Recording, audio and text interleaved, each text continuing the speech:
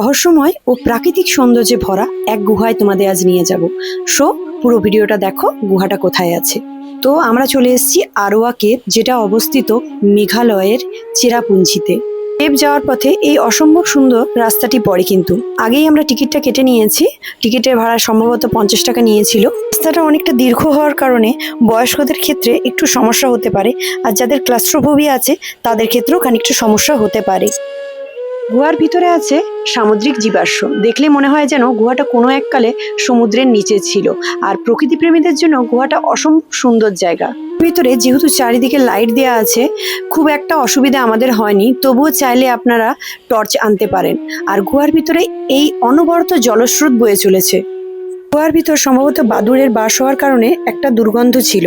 এতটাই সুন্দর গুহাটা যে আমি বলবো চেরাপুঞ্জির সাইট সিনিংয়ে আরোয়া কেভটা কিন্তু রাখতেই হবে। গুহার কিন্তু এন্ট্রি ও এক্সিট একটাই পথ, তাই খানিকটা যাওয়ার পথ যখন ডেড এন্ড থাকবে, মানে গুহাতে আপনি আর এগোতে পারবেন না, তখন কিন্তু ব্যাক করে আবার সেম পথেই আপনাকে বেরোতে হবে। আমি বলবো চেরাপুঞ্জিদের সোয়েটারের থেকেও ইম্পর্টেন্ট জিনিস হলো ছাতা ও রেনকোট। সেটা অবশ্যই সাথে রাখবেন, কারণ বৃষ্টি কখন হবে আপনি সেটা জানেন না। যেখানেই শেষ করছি, ভালো লাগলে লাইক, কমেন্ট ও শেয়ার করবেন। ধন্যবাদ।